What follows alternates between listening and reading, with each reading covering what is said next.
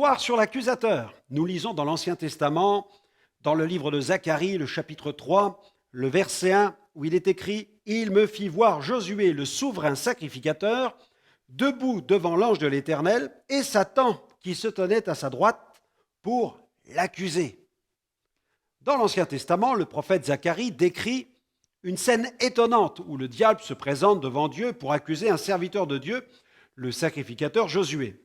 Le diable appuie son accusation en pointant du doigt les taches qui se trouvent sur le vêtement du serviteur. Ces taches qui symbolisent la nature pécheresse du sacrificateur constituent pour le diable les pièces à conviction utiles à son accusation. Mais béni soit Dieu, cette tentative d'accusation fut rapidement déjouée. En effet, à côté de Josué se tenait un ange, l'ange de l'Éternel. Cet ange n'est autre que la préfiguration bénie de notre Seigneur Jésus et de son ministère en faveur des saints. Satan est l'accusateur, mais Jésus est notre rédempteur. En dépit des nombreuses accusations proférées par le diable, l'Éternel couvrit son serviteur Josué avec des vêtements propres et des habits de fête. Cette scène illustre parfaitement la justification par la foi ainsi que l'œuvre rédemptrice accomplie par Jésus. Bien entendu, Dieu ne peut couvrir d'un vêtement de justice qu'un pécheur repentant. Nous pouvons donc en conclure que Josué se tenait devant Dieu dans un esprit de repentance et de foi en la justice de Dieu.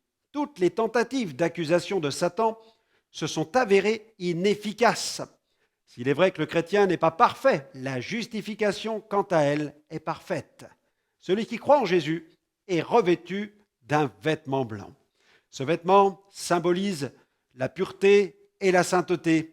Il est le résultat de la purification accomplie par le sang de Jésus dans la vie, le cœur, l'âme et la conscience du croyant. Dans le livre de l'Apocalypse, vous remarquerez que les vainqueurs sont revêtus d'un vêtement blanc. C'est le vêtement de la justice. Dans Apocalypse 3,5, il est écrit « Celui qui vaincra sera revêtu ainsi de vêtements blancs.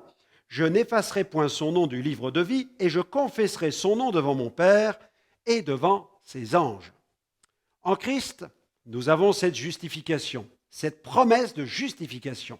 Il est notre avocat auprès du Père. Aussi si nous avons péché, alors n'hésitons pas à revenir à lui avec un cœur repentant et ayons foi en sa justice. Alors je vous recommanderai cette prière. Dites au Seigneur, merci.